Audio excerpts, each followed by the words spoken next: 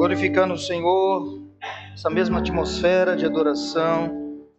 Quero convidar você que trouxe a sua Bíblia, para que você possa estar abrindo comigo no primeiro livro dos Reis,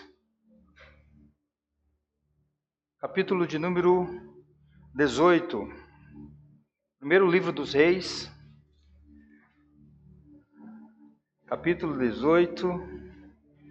Nós vamos fazer menção a partir do verso 20.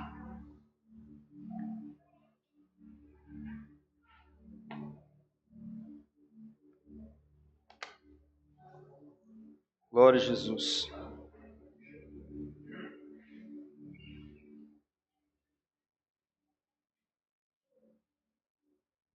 Amém, queridos?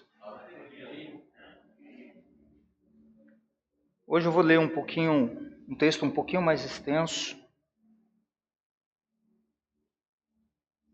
do que de costume, mas para que nós entendamos tudo aquilo que o Senhor colocou em nosso coração para compartilharmos nessa noite.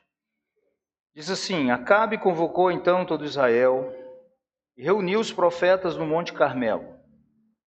Elias dirigiu-se ao povo e disse: Até quando vocês vão oscilar para um lado e para o outro? Se o Senhor é Deus, sigam-no, mas se Baal é Deus, sigam-no. O povo, porém, nada respondeu. Disse então Elias: Eu sou o único que restou dos profetas do Senhor, mas Baal tem 450 profetas. Tragam 2 novilhos, escolham eles um, cortem-no em pedaços e o ponha sobre a lenha, mas não acenda o fogo. Eu prepararei outro novilho e o colocarei sobre a lenha e também não acenderei fogo nela. Então vocês invocarão o nome do seu Deus, e eu invocarei o nome do Senhor. O Deus que responder por meio do fogo, esse é Deus. Então o povo disse: O que você disse é bom. Elias disse aos profetas de Baal: Escolham um dos novilhos e preparam-no o primeiro, visto que vocês são tantos. Clamem pelo nome do seu Deus, mas não acendam o fogo. Então pegaram o novilho que lhes foi dado e o prepararam. E clamaram pelo nome de Baal desde a manhã até o meio-dia. Ó Baal, responde-nos, gritavam. E dançavam em volta do altar que haviam feito, mas não houve nenhuma resposta. Ninguém respondeu. Ao meio-dia, Elias começou a zombar deles. Gritem mais alto, dizia, já que ele é um Deus. Quem sabe está meditando, ou ocupado, ou viajando. Talvez esteja dormindo e precise ser despertado. Então passaram a gritar ainda mais alto e a ferir-se com espadas e lanças, de acordo com o costume deles, até sangrarem.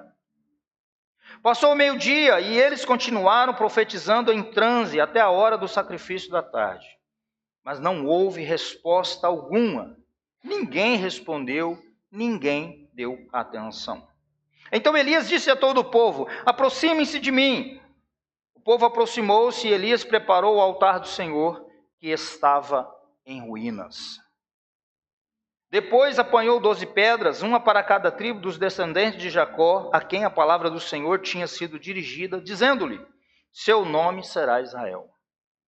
Com as pedras construiu um altar em honra ao nome do Senhor e cavou ao redor do altar uma valeta na qual poderiam ser semeadas 2 medidas de sementes. Depois arrumou a lenha, cortou o novilho em pedaços e pôs sobre a lenha. Então lhes disse: Encham de água 4 jarras grandes e derramam-na sobre o holocausto e sobre a lenha. Façam-no novamente, disse. E eles o fizeram de novo. Façam-no pela 3ª vez, ordenou, e eles o fizeram a 3ª vez. A água escorria do altar, chegando a encher a valeta. À hora do sacrifício, o profeta Elias colocou-se à frente do altar e orou: Ó Senhor, Deus de Abraão, de Isaque e de Israel, que hoje fique conhecido que tu és Deus em Israel e que eu sou teu servo e que fiz todas estas coisas por ordem tua. Responde-me, ó Senhor, responde-me, para que este povo saiba que tu, ó Senhor, és Deus e que fazes o coração deles voltar para ti. Então o fogo do Senhor caiu e queimou completamente o holocausto, a lenha, as pedras e o chão, e também secou totalmente a água na valeta. Quando o povo viu isso, todos caíram prostrados e gritaram: o Senhor é Deus! O Senhor é Deus. Podeis assentar, queridos.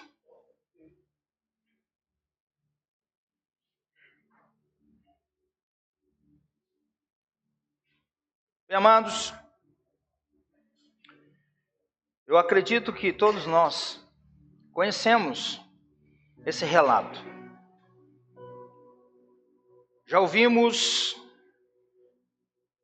louvores que retratam esse acontecido, esse fato.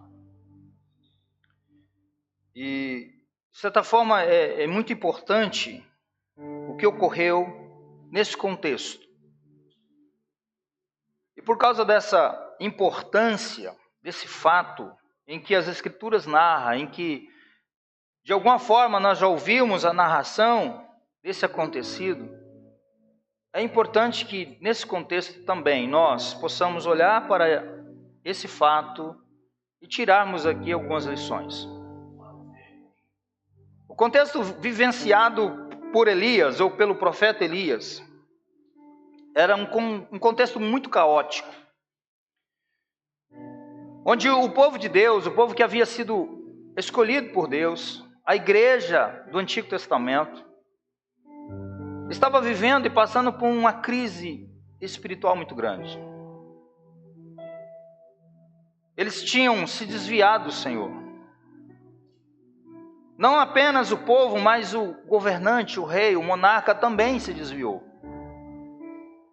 E ao invés de buscar a face de Deus, de clamar ao Senhor, de continuar obedecendo os preceitos de Deus, eles começaram a buscar os pseudos-deuses. E aqui está muito claro que havia uma evidência muito grande a prestarem cultos a Baal. Haja vista, nós vimos pelo texto que Elias, ele conclama o povo e os 450 profetas de Baal. O povo estava, ao invés de buscar, adorar, prestar culto, reverenciar, honrar o Deus Todo-Poderoso, que os havia tirado do Egito e os introduzido na terra prometida, agora eles estavam fazendo culto aos pseudo-deuses, ou ao pseudo-deus Baal. A Bíblia diz que Acabe era nefasto, um dos piores reis que governou Israel. Casou-se com uma mulher idólatra, filha dos fenícios. Alguns historiadores dizem que ela era uma profetisa desse pseudo-deus, e ela introduziu a idolatria em Israel, o culto pagão a Israel. E Deus lá do céu, olhando para o seu povo, vendo que o seu povo havia se desviado dele, então o Senhor não ficou parado. O Senhor se movimentou para que o seu povo pudesse voltar para ele. E aí se instaurou uma grande crise espiritual. E a crise espiritual os levou a uma crise social. A crise social, junto com a espiritual, levaram a uma crise econômica. Porque Deus fechou os céus. Não chovia. E começou a haver fome. E Deus trazendo juízo para que o povo dele pudesse voltar para ele. E nesse contexto, Deus levanta um homem, um profeta, corajoso, destemido. E o interessante é que toda a literatura veterotestamentária é algo fantástico, porque o nome desse homem a quem Deus levanta, Elias, O próprio nome significava o seu ministério, a sua missão, a sua responsabilidade. Elias significa o Senhor é meu Deus, ou o meu Deus é Jeová. Isso num contexto em que o povo de Deus, que deveria adorar o Senhor, que deveria prestar culto a Deus, já não estava sendo o povo de Deus. Ou seja, Deus já não estava sendo o Deus daquele povo. E é bem nesse contexto que Deus levanta o profeta Elias. Um profeta oral. Nós não temos muito escritos, porque ele não é um profeta literário, é um profeta verbal, de vernacular os oráculos de Deus. E Deus levanta Elias para demonstrar ao seu povo duas coisas. A primeira, que o Senhor é o único Deus, que não há outro como Ele, que não há outro além dele, mas Ele é o único Deus, eterno, sempiterno, onipotente e verdadeiro. A segunda coisa é que para mostrar através de Elias e do seu posicionamento nesse contexto a qual ele está inserido, de como deve ser o posicionamento de um verdadeiro servo de Deus em um momento caótico e de densas trevas, como era o contexto de Elias. Primeiro, para mostrar que não há outro Deus, que Deus é o único. Segundo, como deve ser o posicionamento de um verdadeiro servo de Deus em um momento de crise. E é sobre isso que eu quero falar nessa noite. Como ser um cristão em tempos de crise.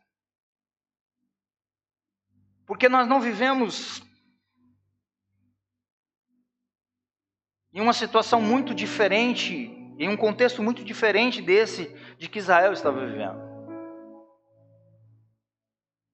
Hoje, quando nós olhamos para a realidade de Israel nesse contexto, e quando nós olhamos para o contexto que a igreja contemporânea está inserida, nós conseguimos correlacionar algumas situações muito parecidas, muito similares.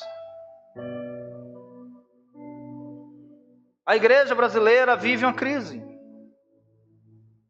E ela tem buscado solucionar essa crise de diversas maneiras. Criaram-se um Deus que não é o Deus da Bíblia. Criaram-se um Deus que é o Deus segundo a semelhança das pessoas, dos desejos das pessoas, dos caprichos das pessoas.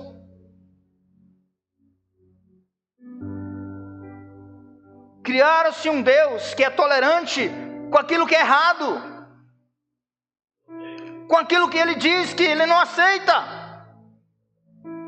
E as pessoas livremente vivem as suas vidas dessa maneira. E dizem, sou cristão, eu sirvo ao Deus. Israel ainda achava que era o povo eleito, seleto, escolhido. Mas Deus estava dizendo, esse povo precisa de se arrepender. Esse povo precisa de fato voltar-se para mim.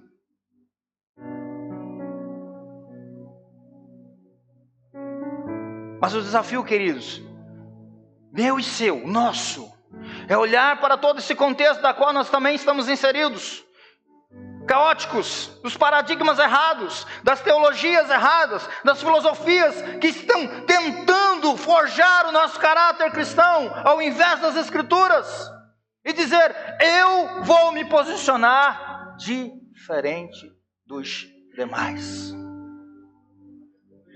É exatamente isso. Em uma crise, seja qual for, nós precisamos agir como um verdadeiro filho de Deus. Se de fato nós somos, se de fato fomos lavados, se de fato fomos resgatados e estamos inseridos em Cristo, nosso comportamento, nosso posicionamento tem que ser diferente. E como nós precisamos agir? Como nós devemos agir? E eu quero ter aqui o exemplo de Elias e fazer algumas considerações. E trazer isso para a nossa vida e contextualizar. para que nós possamos prosseguir, caminhar e viver. Porque nós queremos, até se a gente fazer uma pergunta assim, quem quer viver o sobrenatural de Deus? Todo mundo levanta a mão, eu quero viver o sobrenatural de Deus. Mas não é de qualquer forma, não é de qualquer maneira que nós iremos viver o sobrenatural de Deus. Ele quer que nós venhamos viver. Ele está pronto a derramar sobre nós, todos os dias, da sua graça, do seu poder, da sua unção. Só que muitas das vezes nós estamos focados em outras coisas. O nosso coração está em outras coisas. A nossa vida está sendo direcionada para um outro lado e não para os braços do Pai Todo-Poderoso. Você vir aqui uma vez por semana não te faz um crente. Você entregar uma oferta não te faz um crente. Você falar que batizou na igreja e que agora tem um certificado que pode comprovar o seu batismo, não te faz um crente.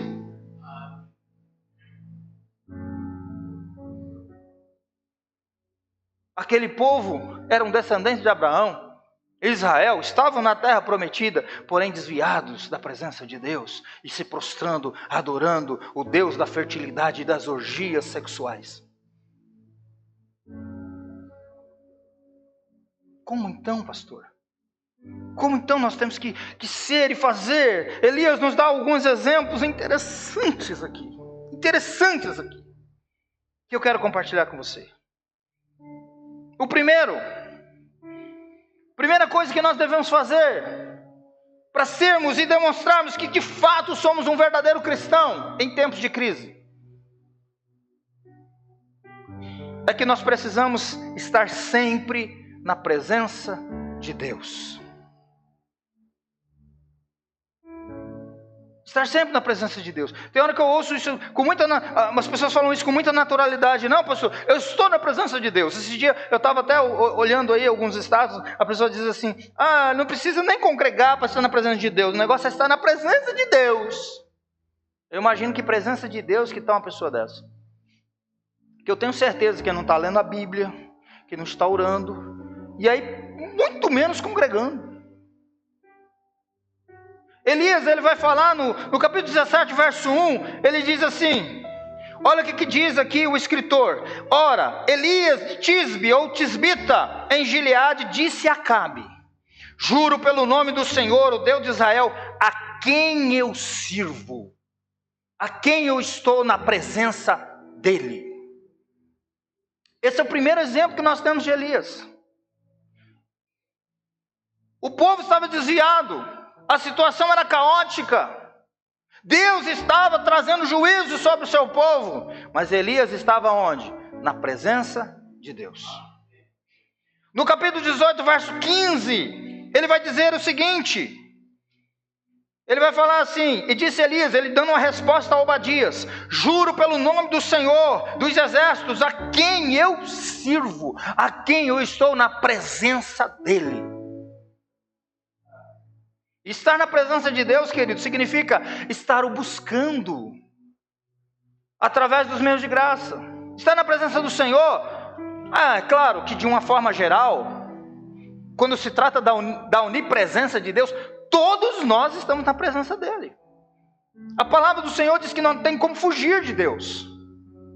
O Salmo 139 mostra e revela e enaltece esse atributo incomunicável de Deus, da sua onipresença. Ele diz, se eu subir no mais alto, ele está, se eu descer mais baixo, ele está, se eu fizer a minha cama no inferno, lá ele estará. Isso nós sabemos, mas aqui o estar na presença de Deus, não é o estar no olhar, no raio de olhar da onipresença de Deus, mas é estar se relacionando com Ele, vivendo uma vida de intimidade com Ele, buscando a sua face, clamando ao Senhor, sentindo o agir, a ação operosa do Espírito Santo na nossa vida e no nosso coração. Isso é estar na presença do Senhor, é meditar na palavra, é entender o que ela está nos pedindo, e assim, de prontidão, com humildade, com amor, nós nos reverenciamos ela, nós obedecemos ela, e nós caminhamos de uma forma a agradar esse Deus maravilhoso e poderoso. Isso é estar na presença do Senhor, clamando ao Senhor. Muitos profetas já haviam sido perseguidos e mortos, outros tinham feito concessão, mas Elias estava lá, na presença de Deus, clamando ao Senhor, e através dele, através desse posicionamento dele, Deus começou a agir na vida do povo, na vida da igreja do Antigo Testamento. E aí, isso leva o quê? A firmeza. Isso leva a mim e a você a não nos corrompermos com esse mundo. Elias poderia ter se vendido, ter se comprometido, mas ele não se corrompeu. Ele continuou, e ele disse no verso 22, disse então Elias: eu sou o único que restou dos profetas do Senhor. Ele não se corrompeu, ele continuou para cumprir a missão, a sua responsabilidade. De igual modo, queridos, eu e você, em um momento de crise espiritual, em que a igreja está se sucumbindo, nós precisamos levantar e bater a poeira e dizer assim: eu vou. Se eu não estou, eu vou entrar na presença de Deus. Eu vou dobrar os meus joelhos, eu vou buscá-lo, porque nós que já estamos em Cristo, que recebemos o Espírito Santo, nós podemos buscá-lo. O ímpio lá fora não pode, se Deus não ir lá e trazê-lo, mas nós podemos buscá-lo a qualquer hora do dia, a qualquer hora da madrugada, a qualquer momento, nós podemos buscá-lo e sentirmos a sua gloriosa presença.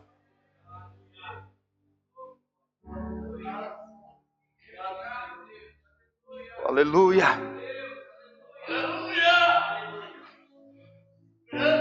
Tem gente sofrendo sozinha aí, né? Se lamentando, mas por que não clama? Nós recebemos um Espírito que nos capacita a clamar por Abba, Pai. Ele está olhando e cuidando da gente. E tem hora que a chuva parou, né? Ele às vezes fecha a porta e não derrama chuva. Ele fecha uma porta ali, outra aqui, para nós quebrarmos a cara mesmo, para olharmos para Ele e dizer: Senhor, eu vou te adorar, eu vou te servir mesmo. O Senhor me chamou para isso, então glórias ao teu nome, louvado seja o Senhor. Estou aqui à tua disposição, faça o que o Senhor quiser da minha vida. E isso nos leva a ficar firmes. Não importa quantos não querem, a questão é você. Muitos não querem mesmo, muitos não querem se comprometer, muitos não querem viver da forma que o Senhor quer que vivamos. Muitos estão dizendo: isso não é para mim, eu não quero. Se for dessa forma, eu vou caçar outra igreja, eu vou procurar outro meio, outro recurso. Deixa que vá. A questão é você. Como é que você está? Você está na presença dele? Quanto tempo faz que você não sente o mover do Espírito na sua vida? Ontem nós tivemos um culto. Pensa no culto. Quem não foi, perdeu. De presença, de glória. Essa mesma atmosfera, essa mesma presença aqui, estava lá ontem. Eu orava essa tarde e dizia: Senhor, a mesma presença, Senhor, tudo que eu quero, Senhor, porque o Senhor me despertou e eu quero correr para a tua presença. Não tem outro lugar melhor para se estar do que na presença do Pai, do Deus Todo-Poderoso, que nos amou antes da fundação do mundo e nos escolheu para sermos filhos, igreja dele. E sabe o que acontece, querido? Quando nós estamos na presença do Senhor, quando nós estamos firmados no Senhor, além de nós não nos corrompermos, Nós temos a postura que Elias teve. Qual é a postura, pastor? Denunciar o erro. Denunciar o pecado. Quando ele encontra com Acabe, Acabe se dirige a ele dizendo assim: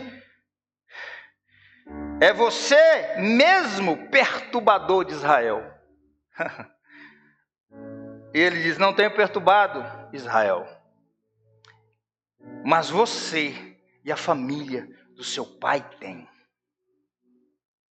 Vocês abandonaram os mandamentos do Senhor e seguiram os Balaíns. Sabe quem tem causado tudo isso? O Acabe? Não sou eu, mas você. Mas não somente o erro do rei de Acabe, mas no verso 21 ele denuncia o pecado do povo. O 21 diz assim: Elias dirigiu-se ao povo e disse: até quando vocês vão oscilar para um lado e para o outro? Se o Senhor é Deus, sigam-no, mas se Baal é Deus, sigam-no.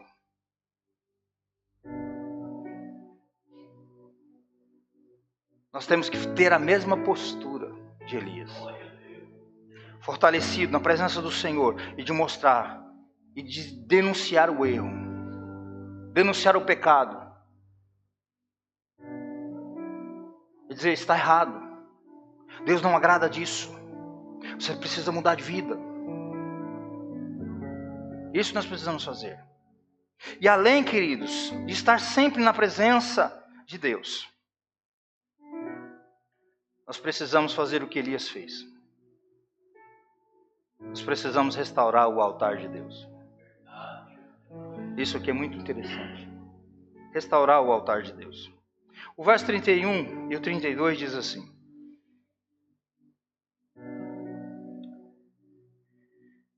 vou ler do 30. Então Elias disse ao povo: aproximem-se de mim. O povo aproximou-se e Elias reparou o altar do Senhor. E o escritor aqui ainda fez aqui uma observação. Ele diz que estava em ruínas. O altar do Senhor, onde eles prestavam culto, onde eles prestavam sacrifícios, onde eles adoravam o Deus de Israel, estava em ruínas. Precisava de que houvesse reparação. E foi exatamente isso que Elias fez. O 31 diz: depois apanhou 12 pedras, uma para cada tribo dos descendentes de Jacó, a quem a palavra do Senhor tinha sido dirigida, dizendo-lhe: seu nome será Israel. Com as pedras construiu um altar em honra ao nome do Senhor, e cavou ao redor do altar uma valeta na qual poderiam ser semeadas 2 medidas de semente. Ele estava na presença do Senhor, e por estar na presença do Senhor, ele chamou o povo e disse: nós precisamos fazer um concerto. E aí, o que o Elias faz? Ele reconstrói, ele repara o altar do Senhor. Evidentemente, queridos, que o nosso contexto não é o mesmo de Israel. Hoje nós não precisamos de colocarmos pedras, lenha e o animal em cima para prestarmos o culto ao Senhor. Hoje o nosso altar é o nosso coração.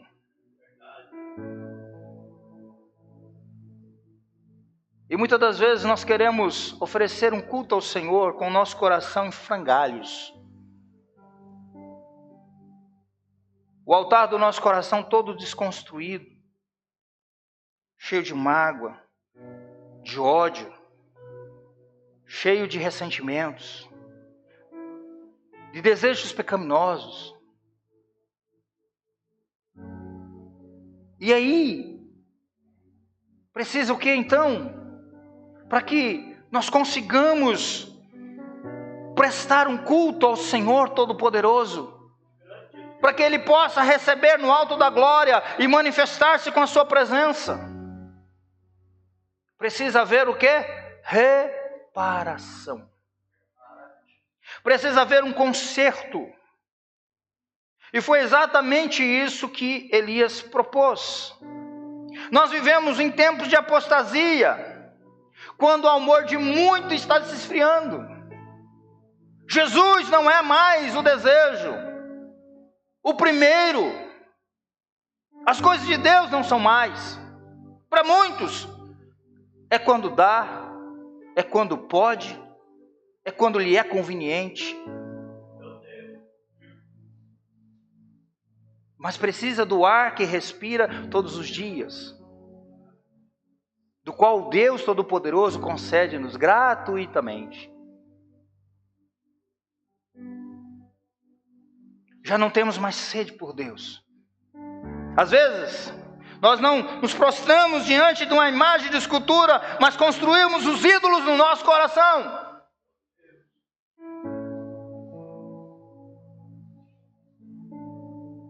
Dinheiro, trabalho, pessoas, lugares favoritos, que nos roubam o nosso tempo, que minam de nós a santidade e nos leva para longe de Deus. E isso aí acontece muito de forma sorrateira, vai começando, engendrando no nosso coração, e nós já não pensamos mais nas coisas de cima, nós já não pensamos mais nas coisas de Deus, e nós já começamos a nos sentir meio assim, que desanimados. Para vir um culto já é uma dificuldade, para orar nem se fala, ler a Bíblia nem vem.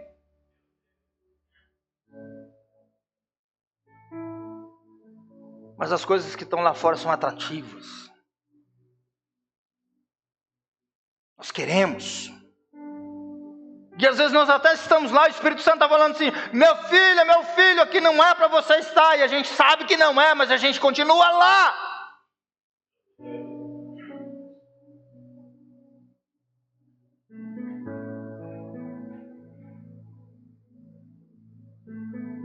Mas eu vou na igreja, eu não sinto nada.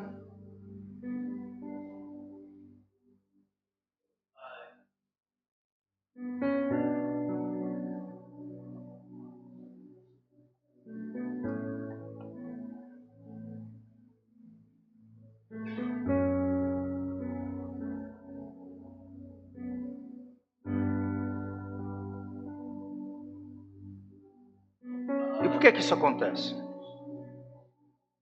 Às vezes a gente chega num culto, passamos o dia sem abrir as escrituras, sem ouvir um louvor, sem fazer uma oração. A gente chega no culto como se a gente estivesse num lugar mais comum, quando reunimos aqui como igreja. Gente, isso é muito sério. Nós estamos na presença dele, do Todo-Poderoso. A quem nós viemos adorar? Aí a gente não abre a boca para cantar. A gente não tem ânimo para nada. Como se a gente estivesse num lugar qualquer. Outro se sente assim: eu estou lá, eu estou fazendo um favor para esse Deus, porque eu estou aqui. Eu vim, viu, pastor? Na semana que vem, se eu não mandar mensagem, eu ligar para mim, estou aqui, ó.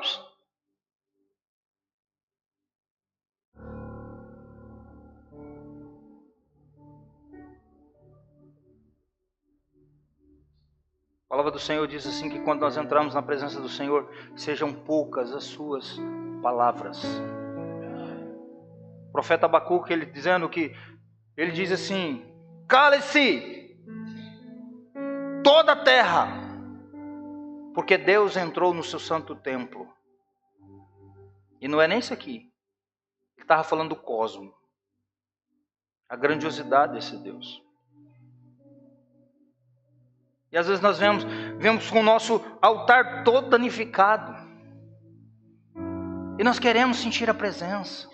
Nós queremos sentir o mover. As feridas no nosso coração está ali, está sangrando, e a gente quer morrer sangrando, porque a gente não quer perdoar. Que a gente não quer amar, não quer obedecer o que a palavra pede, e com reserva no coração, o Espírito Santo não entra. Ele quer curar você, Ele quer libertar você.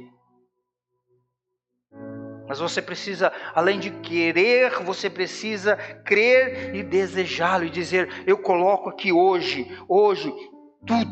toda a minha carga, todo o meu fardo, tudo que está atormentando a minha alma, tudo que está tirando o meu sono, tudo que está me fazendo perder o apetite, perder o desejo de viver, o espírito maligno que às vezes está atuando no pensamento para você tirar a sua vida, você tem que deixá-lo. E você vai começar a colocar as pedras novamente. Dizer: Senhor, eu quero prestar o meu culto ao Senhor. Eu quero sentir a Tua presença na minha vida outra vez, Senhor. Eu quero sentir esse mover do Seu Espírito Santo, porque eu creio na Sua manifestação. E se você sentir que o seu amor por Deus, por Cristo, está se esfriando, você precisa se movimentar. Ele não é responsável por isso. Quem é responsável por isso totalmente, integralmente, eu e você.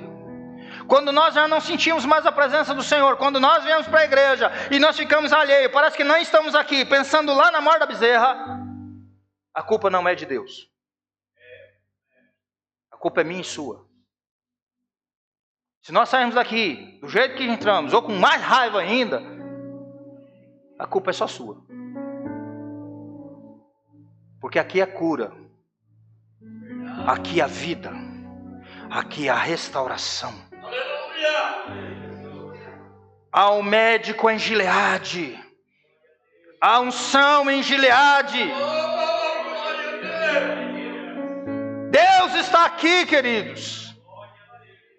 Ele não mandou anjos, não. A presença dele é real aqui. O Espírito Santo passeia no nosso meio para curar, para libertar. Se você crer e clamar ao Senhor, você vai sair daqui pulando, abraçado com o Senhor, renovado na presença dele. Outros estão se sentindo: mas Senhor, eu tenho pecado tanto, eu tenho feito tantas coisas que têm desagradado. Ele está dizendo: eu sei. Lance a mim. E eu vou encher o seu coração com a minha presença. É tudo que nós precisamos. Você quer amanhã triunfar lá no seu trabalho, vencer essa semana? Não vai embora sem você deixar tudo aqui, sem você levantar novamente, erigir o altar no seu coração, e a presença dele vai descer sobre você.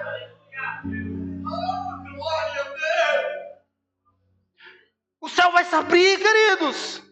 Lá na sua casa, não é só aqui não. Quando você chegar lá, você dobrar seu joelho na beirada da sua cama, o Espírito Santo vai inundar a sua alma. Vai encher você. Você vai falar com o Senhor, você vai sentir a presença dele, a alegria da manifestação, da presença, do cuidado dele. Ele vai te dar sonhos de visões, ele vai te dar experiência essa semana. Você vai falar de Jesus para alguém, ele vai ouvir, vai sentir no coração, se você sair do lugar que você está.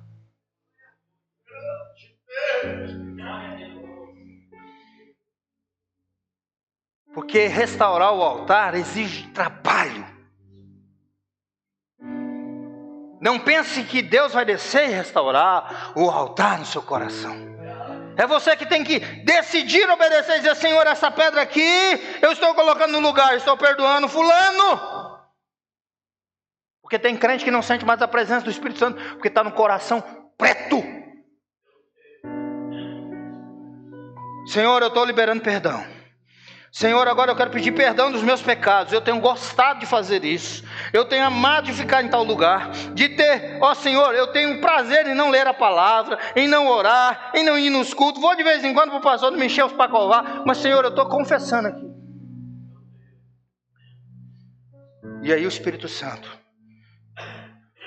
depois que o altar tiver tudo no jeito, fala: Senhor, me limpa. Sabe qual era a oração dos homens mais tementes ao Senhor, que escreveu a maioria dos salmos? Ele diz: Senhor, sonda o meu coração e vê se existe algum caminho mau. Nós precisamos fazer o mesmo. Não, tá bom. E se não tiver bom também, eu vou para outra igreja.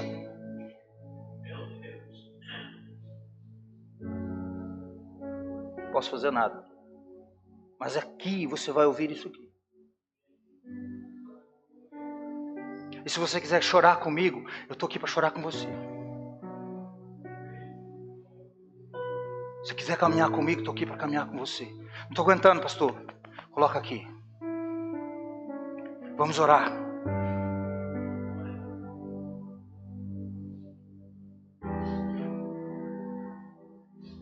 Eu sei o que Deus vai fazer aqui. E Deus está fazendo. Deus está fazendo. Aleluia. Deus está fazendo.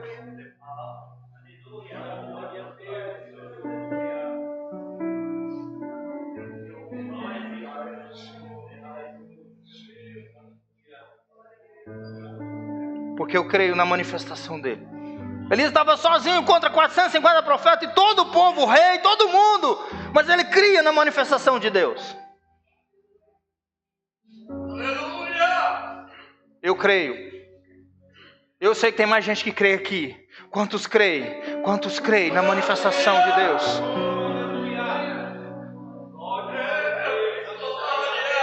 Deus já tem feito coisas grandes aqui. Deus vai continuar a fazer aqui, lá, acolá, onde nós colocarmos a planta dos pés. Deus vai continuar a fazer. Por isso, se o seu coração está com alguma coisa aí, se o seu altar está derribado, hoje é dia de você se levantar. Hoje é dia de você tomar um posicionamento e restaurar o altar do seu coração. E dizer, Senhor, eu não quero ir embora sem a tua presença. E eu quero gozá-la dela todos os dias. Satanás vai acenar para mim, eu vou dar uma banana para ele aqui, ó. Sai em nome de Jesus. A tentação vai vir, você vai chutar, você vai fugir. Tem crente que quando a tentação vem, ele abraça. É para você vazar, meu filho. Como é que eu faço isso, pastor? Vamos melhorar o coração aí, vamos encher de Deus, dessa presença de Deus. Porque é só nele. Sabe, queridos, nós temos que ser com Deus e com a sua palavra, e nos meios de graça, igual a gente é com as nossas coisas. Eu não preciso muita coisa para te explicar, não. A gente passa a maior do tempo com o quê na mão? Essa coisinha linda que todo mundo tem aí, uns Pro não sei das quantas, não sei quantos R$1.000.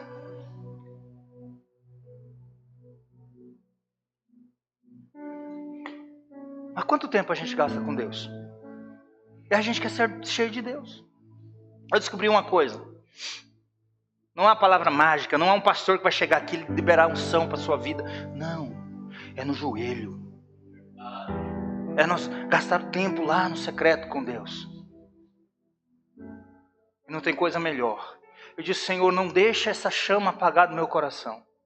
Sabe, quando a gente desvia o foco, a gente começa a ver um monte de coisa.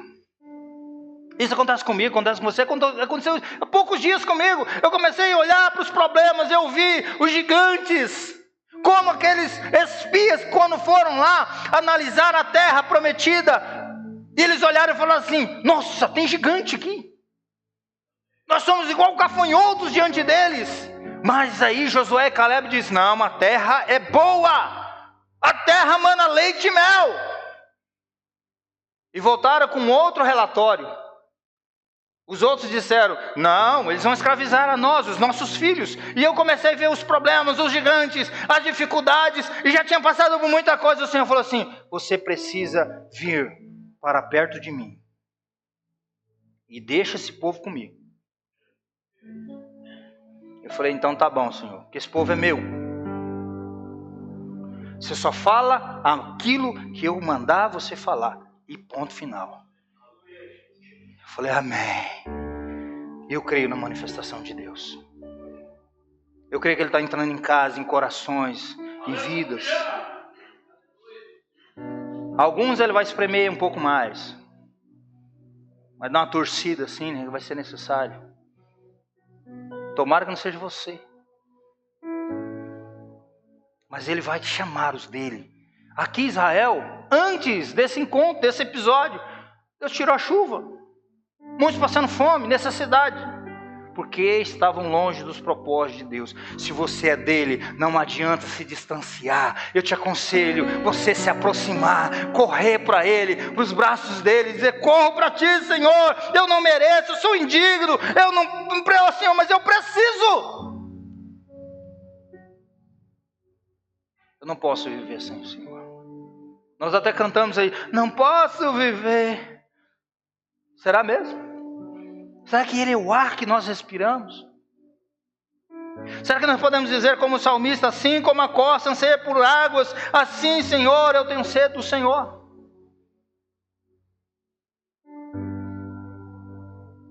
Nós precisamos restaurar o altar. Precisamos restaurar o nosso coração. Claro que Ele já nos dá, Ele nos fornece tudo. O quê? Sua palavra, os seus ensinos.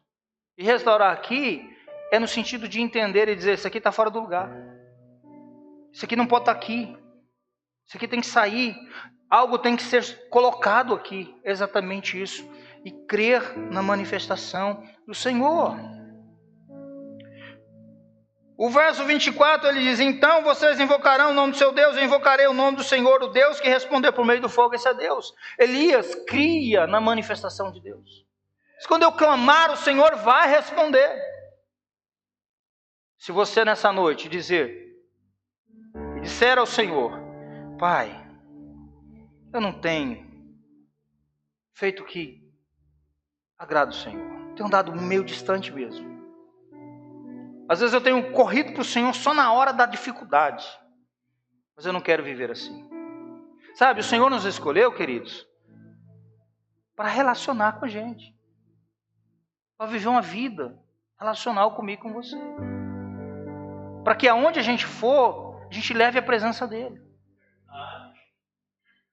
Você chegar num ambiente e mudar o ambiente. Sabe o que está acontecendo com a crentaiada contemporânea? O ambiente está mudando a gente. A gente chega no lugar, a gente faz o que o ímpio faz. A gente está no lugar que o ímpio está, a gente faz o que eles fazem, normalmente. Como se fosse algo natural. Ah, pastor, isso é subjetivo. Não, isso é pecado. Nós somos diferentes. Nós temos que viver diferente. Nós temos que agir diferente. Como ser um cristão em tempo de crise? Primeiro, nós precisamos estar sempre na presença do Senhor. E para estar sempre na presença do Senhor, precisa estar com o altar restaurado. E aí, além disso, de estar na presença do Senhor e restaurar o altar, nós precisamos fazer o que Elias fez: orar pela restauração da igreja contemporânea. Nós precisamos orar para que o Senhor venha restaurar. Olha o verso 41.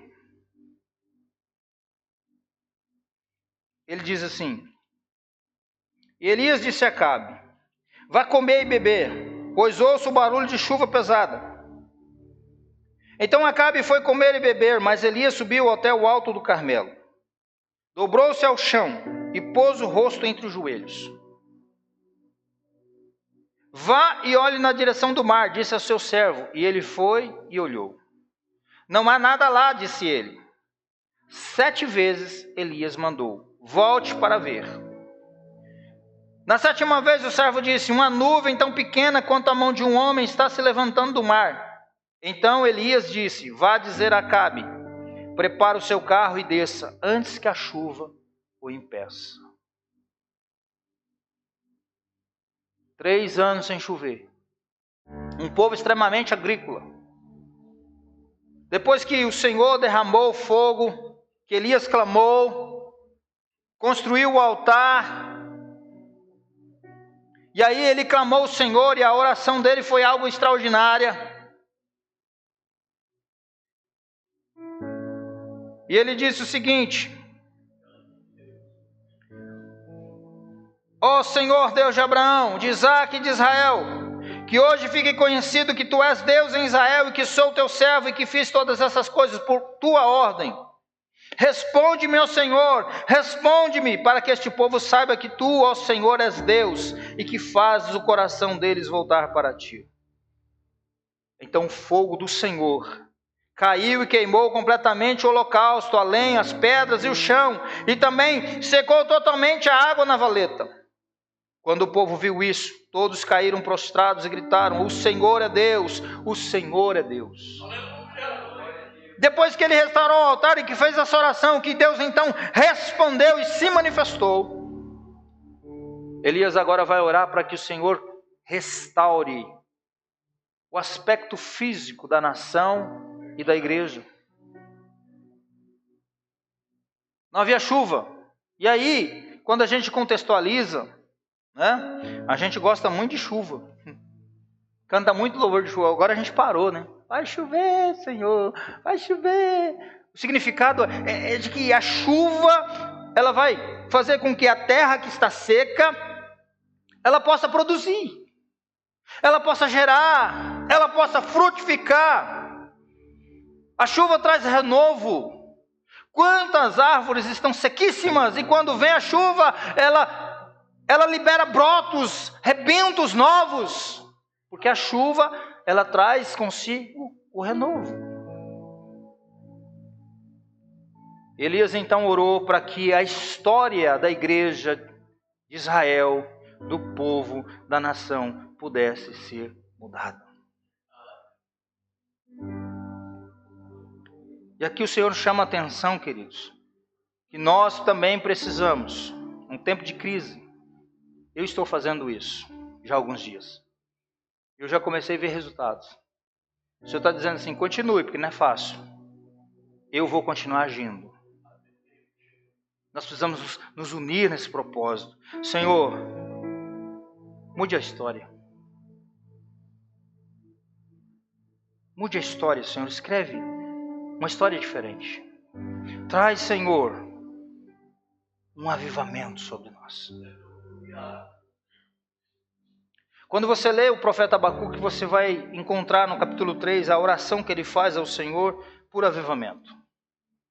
Qual que era a situação? O povo estava entregue aos seus próprios desejos, seguindo seus próprios caminhos. Havia injustiça social, pecado deliberado, o descaso com a adoração ao Senhor. E aí ele diz: Senhor, o Senhor não está vendo? Esse povo está fazendo? O povo está errando contra o Senhor. Deus falou assim: não, já tem um jeitinho, estou mandando um povo aí para dar um jeito neles. Aí quando ele ficou sabendo que eram os caldeus, ele ficou: mas Senhor, o Senhor está trazendo um povo pior do que esse povo para trazer juízo. Ele falou: não se preocupe, eu vou tratar com eles depois. E aí no capítulo 3 ele ora ao Senhor, ele diz, ele entende o tratar do Senhor, mas ele ora em favor do povo, diz: Senhor, tem misericórdia. Ele diz: Senhor, aviva a tua obra. No meio dos anos, faze-a conhecida. Na ira, lembra-te da tua misericórdia. Sabe, queridos, eu e você, nós precisamos fazer o seguinte. Em tudo que nós conversamos aqui, diante de tudo que a gente vê, a apostasia, o amor das pessoas se esfriando, uma inconstância na fé. Eu fico me perguntando se nós hoje tivéssemos que enfrentar a cadeia ou tivesse algum de nós sendo mortos, igual os nossos irmãos na Nigéria. Será que aqui ainda tinha esse tanto de gente?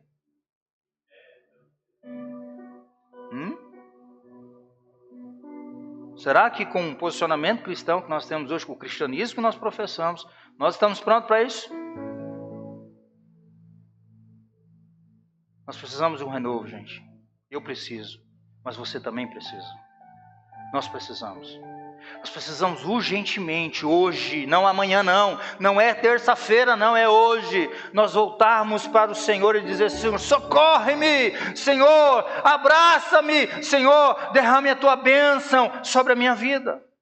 Me ajuda, me tira da onde eu estou, me coloque, Senhor, de novo na sua presença. Se eu estou muito longe, o Senhor vem ao meu encontro e me traga de novo para ti.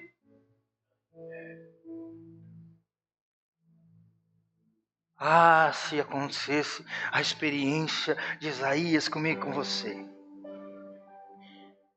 Isaías teve uma visão. Ele diz: cronologicamente, no ano que o rei Uzias morre, eu vi o Senhor assentado no alto e sublime trono. E ele descreve a grandeza da santidade do Senhor. E a sua glória enchia todo o templo. Diante dele tinham serafins, que diziam constantemente: Santo, Santo, Santo é o Senhor dos exércitos. Toda a terra está cheia da sua glória. E ele diz: ai de mim, que vou perecendo, porque eu sou um homem pecador. Eu tenho os lábios impuros, e eu habito no meio que o povo também tem os lábios impuros. E os meus olhos viram o Rei, o Senhor dos exércitos.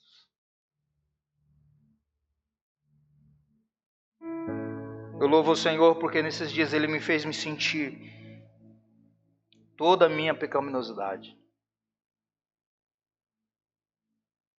Porque tem gente que acha que não tem. Ele acha que ele merece. E eu agradeci o Senhor e falei: obrigado, Senhor. Ontem eu orava no gabinete, eu disse: não me mate, Senhor. Eu ainda não sou tão mal porque o Senhor não permite. Porque quando a gente olha, para dentro de nós, tem uma música que a gente canta: se tu olhares, Senhor, para dentro de mim.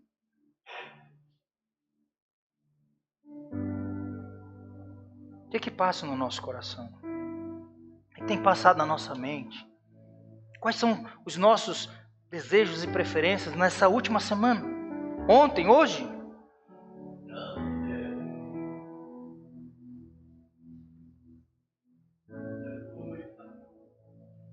E eu olhando para mim, o Espírito Santo me fazendo entender isso, eu falei: Senhor, obrigado, Senhor. Porque agora eu enxergo o que eu não estava vendo. Por causa da religiosidade, por causa do ativismo. Porque muitas vezes eu já sou crente há 30 anos. Eu sou crente da igreja do pastor Raposo. Nós precisamos estar diante do Senhor todos os dias e dizer: Senhor, sonda meu coração. Meu coração é enganoso, perverso. Eu preciso instruí-lo na tua palavra. Sabe, Senhor, mas eu tenho dado preferência para outras coisas. As amizades, os lugares que eu quero ir. Eu quero ser descolado, um crente descolado. Você não é um crente descolado.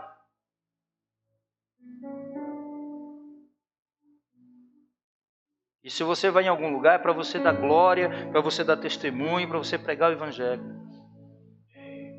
O problema é que a gente está indo em alguns lugares, não para fazer isso, para fazer outras coisas. Quer dizer que então que eu não posso, pastor? Não, não pode, não deve. Só que eu não vou amarrar você. Eu não vou chamar você num gabinete para te disciplinar. Mas você não deve. Paulo diz: todas as coisas me são lícitas, mas nem todas me edificam. Você quer fazer? Faça. O problema é seu. Mas uma hora Deus vai estar na sua frente. Aí é você e Ele.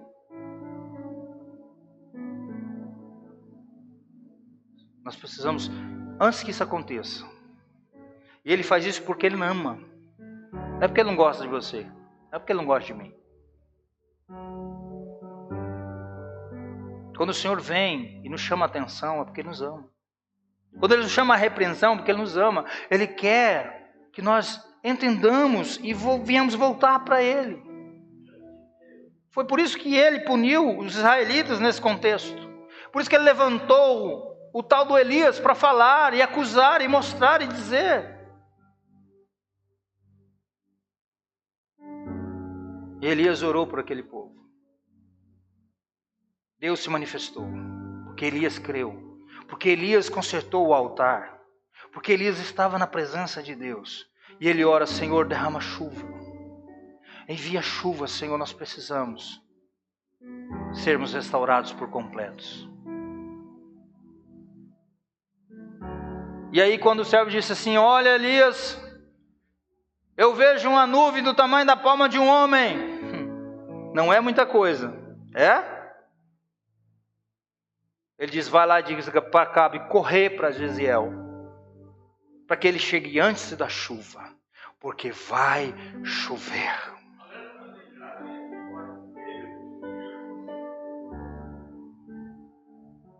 Eu estou vendo a nuvem do tamanho da palma de um homem. E eu sei que vai chover.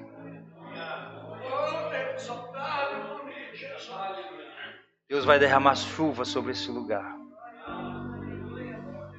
A temporã, a seródia, terra seca aqui vai deixar de ser terra seca para a glória de Deus. A chuva vai trazer lavagem pela palavra. Vai haver renovo, brotos, frutos. Eu creio. Embora eu estou vendo a nuvem do tamanho da palma de um homem, mas vai chover nesse lugar. Eu tenho orado, Senhor, e eu tenho, Senhor, sentido isso. Eu disse: Senhor, não merecemos, mas faça porque nós precisamos. Nós não podemos, Senhor, vir nos cultos e voltarmos do mesmo jeito que nós viemos. Senhor, nós não podemos ir num culto e não sentir a presença do Senhor lá. Nós não podemos ir num culto e não sentirmos o mover do Espírito Santo.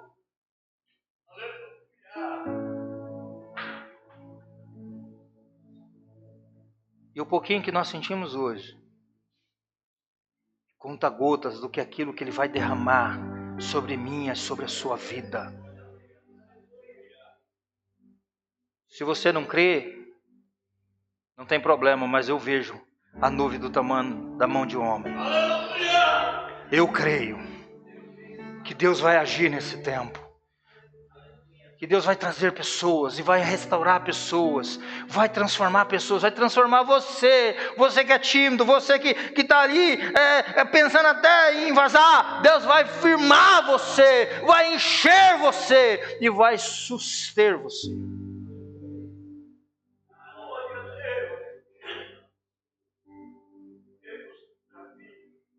Eu quero te convidar a ficar de pé.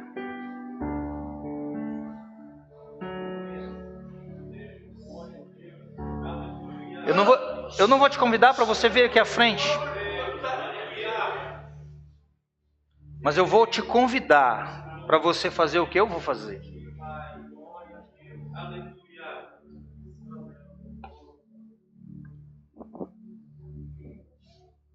Meu papel, minha responsabilidade é transmitir a mensagem que não é minha.